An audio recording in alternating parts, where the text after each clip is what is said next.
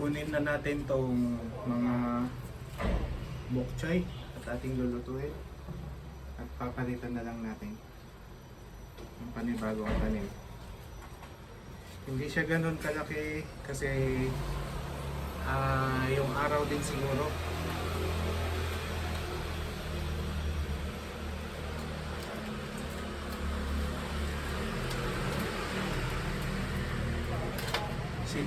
Siguro kulang din sa araw kaya ganyan na hindi siya masyadong lumaki.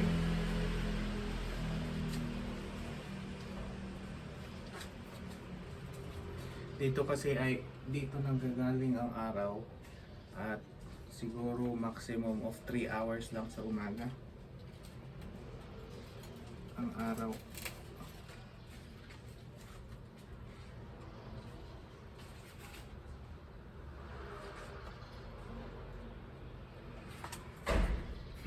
Meron pa rin maliit oh. Tanin natin.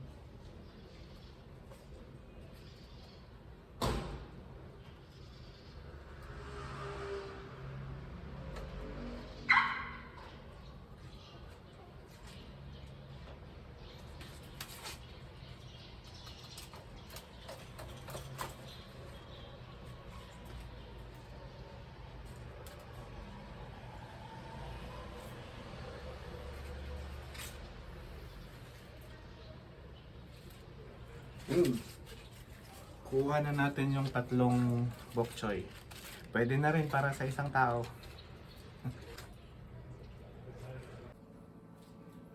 Ito na yung mga gulay na gagamitin natin para sa ating tinola. Yung bok choy natin. Lagyan din natin ng sayote. Ano to? Luya at saka puting sibuyas. Lalagay ko na lahat yung sibuyas na yan. Tsaka yung ating karning manok na nasa freezer. Nagsasaing na rin ako doon sa rice cooker. Tapos nagsaing na rin ako ng tubig. Magpapakulo na ako ng tubig. Ayan. Para sa ating tinola. I-prepare na natin lahat yung gagamitin natin sa pagluluto. Pisahan natin sa karne.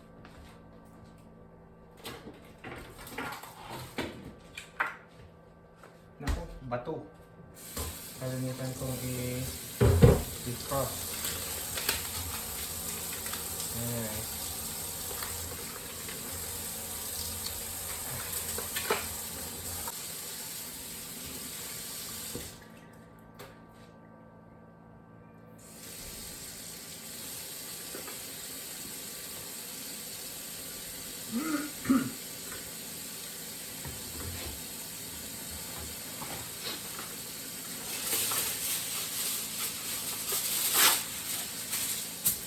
Naglatag tayo ng foil.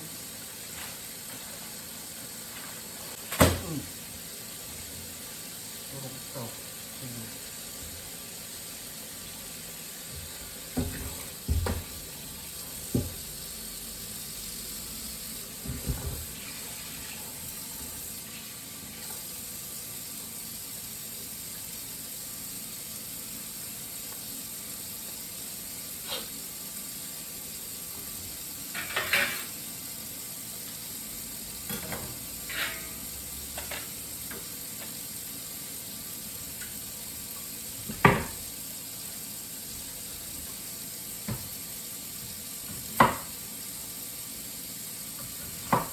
Sibuyas muna.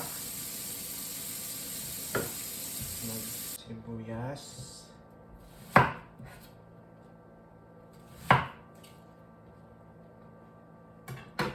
Ayan. Lagay na natin dito. Parang marami masyadong sibuyas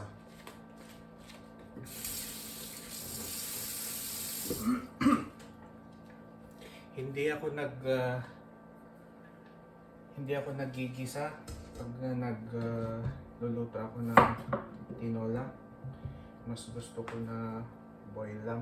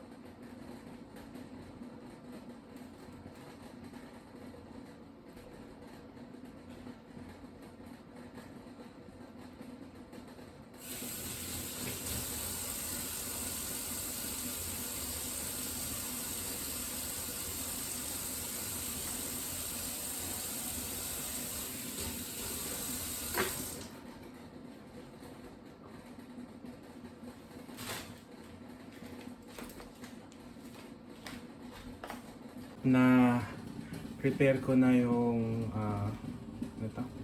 Yung sayote, yung luya at saka yung dahon natin, yung bok choy nakuha natin sa ating garden. At kumukulo na rin yung ating tubig dito na may karning manok at saka yung sibuyas. Lagay ko na rin itong luya. At hayaan muna natin kumulo. Timplahan na rin natin. Tapos pagluto na yung karne ng manok ay ilalagay na natin tong sayote at saka yung bok choy. Pwede na nating ilagay yung ating ano to? Sayote. Hirap naman mag-isip ng pangalan.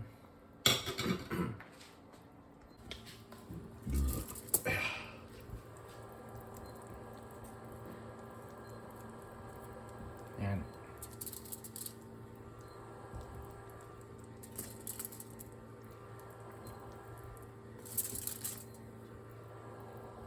Tinimplahan ko na ito. Timplado na. Hintayin lang natin kumulo ng 1 minute. Then ilagay na natin yung mga gulay. Punong-puno.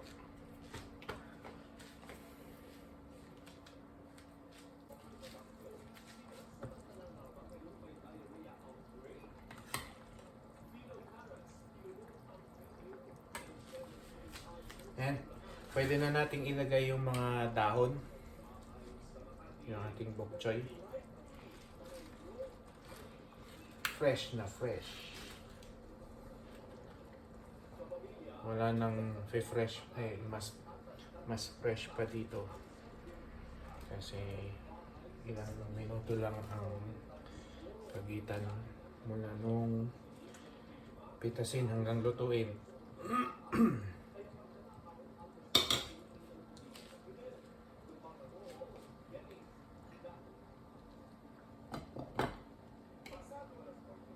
Kuluan lang ulit natin ng ilang minuto at ito ay okay na. 2 minutes.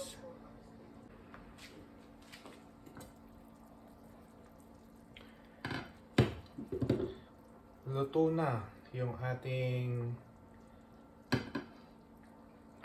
tinola.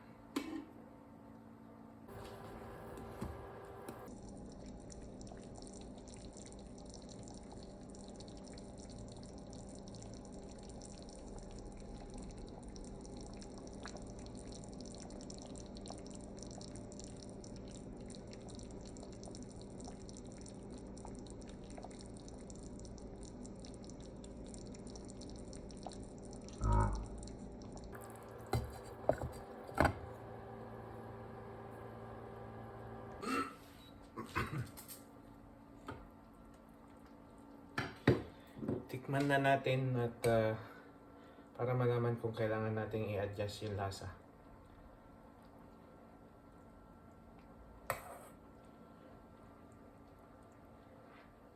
Mag-isa lang naman ako eh. Ako lang kakain nito.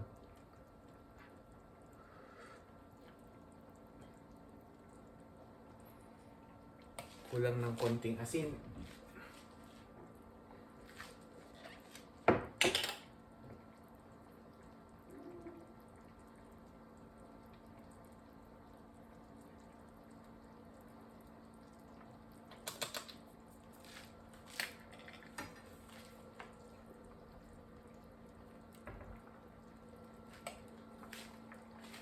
Yan, okay na.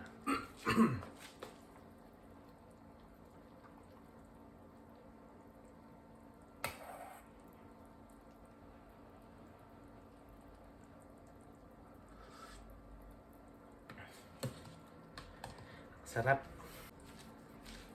Yan, tapos na yung ating tinola. Kain na po tayo. Magliligpit lang pala ako ng aking mga nagamit bago kumain. Para konti na lang, mas konti na lang mamaya yung ligpitin kapag katapos kumain.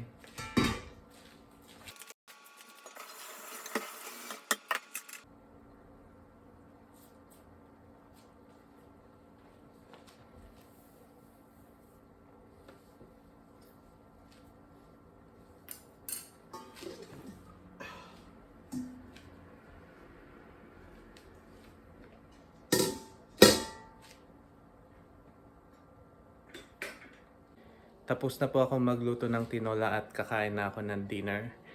Dito ko na rin tatapusin itong video na ito at see you on our next video. Bye! Pero bago ko kumain kukuha muna ako ng sili at para mas masarap ang pagkain natin. Ito tayo sa labas kukuha ng sili, yung ating tanim. Ito. Yung kanya pala hindi ko pa nalinisan to. Hinihintay ko na matuyo itong sahig. At saka ko siya wawalisin yung mga lupa. Yung mga itim na nakikita nyo, mga lupa yan. So pag natuyo na siya, para hinihintay ko na matuyo para mawalis ko siya. Kasi ayaw kong pumunta dun sa drain, kaya wawalisin ko siya para hindi mag-cause ng clog. Ayan, pagkatapos na mawalis, saka ko siya pubuhusan ng tubig, huhugasan ng tubig. At balik tayo doon sa ating sili. Ayan nga, may mga sili doon. Ayan may mga sili. Ayan may mga sili. Pitas tayo ng sili. Ayan. Ayan at nakapitas na tayo ng sili. 3 sili, wala nang hinog Kaya itong green na lang, masarap din naman to. Ayan po at nakaahain na yung aking kakainin. Ang dami ng kanin. Mapaparami na naman ako ng kanin nito.